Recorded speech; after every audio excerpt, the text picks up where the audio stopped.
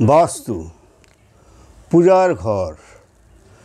নমস্কার বন্ধুগণ, আশা করি ঈশ্বরের কৃপায় আপনারা সবাই ভালোই আছেন। আমি রামপ্রসাদ ব্যানার্জি কলকাতা থেকে বলছি। আজ আমি বাস্তুশাস্ত্র অনুযায়ী পূজাঘর সম্বন্ধে আলোচনা করব।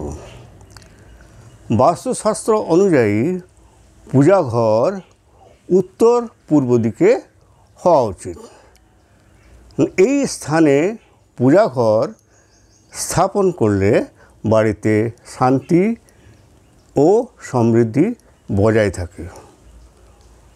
পূজার ঘরের স্থানটি এমন জায়গায় হওয়া উচিত যাতে পূজার সময় ভক্তরা পূর্ব দিকে মুখ করে পুজো করতে পারেন।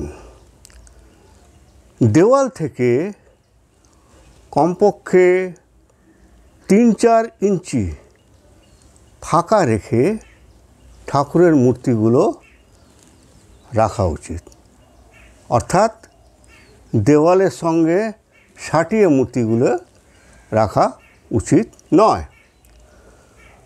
পূজা ঘরটি সুন্দরভাবে সাজিয়ে রাখা উচিত যাতে সেখানে ধ্যান ও প্রার্থনার জন্য উপযুক্ত পরিবেশ সৃষ্টি হয়। ঘরে অন্তত একটি দরজা ও একটি জানালা রাখাও উচিত। পূজা ঘরের মূর্তিগুলোর নির্বাচন যেন সুন্দর অর্থাৎ ভালো হয়।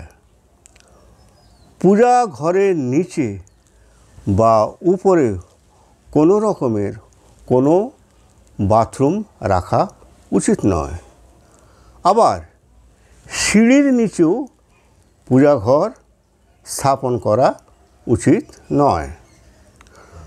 পূজাঘরের দরজা এবং জানালা উত্তর বা পূর্ব দিকে খোলা উচিত। এতে আলো বাতাস সহ ইতিবাচক শক্তি ঘরের ভিতর প্রবাহিত হতে সাহায্য করে। বাস্তু অনুযায়ী পূজা কক্ষের মূর্তিগুলো সামনাসামনি অর্থাৎ মুখামুখি রাখা উচিত নয়। পূজা ঘরের ভিতর আধ্যাত্মিক শক্তি থাকার কারণ সেই ঘরটি শুধু পরিষ্কার পরিচ্ছন্ন না, সে ঘরে কোনো মৃত ব্যক্তির ছবি রাখা যাবে না, এমনকি মহাভারতের কোনো ছবিও পূজা ঘরে রাখা উচিত নয়। ধূপ দ্বীপগুলি দক্ষিণ পূর্ব দিকে রেখে জ্বালাতে হবে। এই স্থানটি অন্য স্থানে রাখা ঠিক হবে না, কেন ধূপ দ্বীপ জ্বালানোর স্থান হচ্ছে দক্ষিণ পূর্ব দিক এবং এখানেই ধূপদীপ জ্বালিয়ে রাখতে হবে। বাস্তুশাস্ত্র অনুসারে পূজা কক্ষের প্রতিমার উপরে কোনো রকম কোনো আলমারি জাতীয় জিনিসও রাখা উচিত নয়। এই ঘরে আলমারি বা শোকেস রাখতে হলে পশ্চিম বা দক্ষিণ দেওয়ালে রাখতে হবে। পূজা ঘরে কোনো রকম কোনো ধন সম্পত্তি লুকিয়ে রাখাও উচিত নয়। ঠাকুরের দৃষ্টির সামনে অর্থাৎ ঠাকুরের সামনাসামনি বসে ধ্যানও করা উচিত নয়। আবশ্যক বা অনাবশ্যক ভারী জিনিসপত্র ঠাকুর ঘরে রাখা উচিত নয়।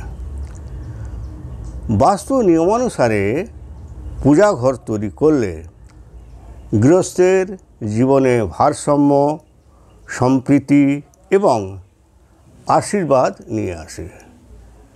ভিডিওটি যদি ভালো লেগে থাকে তাহলে ভিডিওটিকে লাইক ও শেয়ার করবেন এবং চ্যানেলটিকে সাবস্ক্রাইব করার জন্য অনুরোধ রইল। ধন্যবাদ।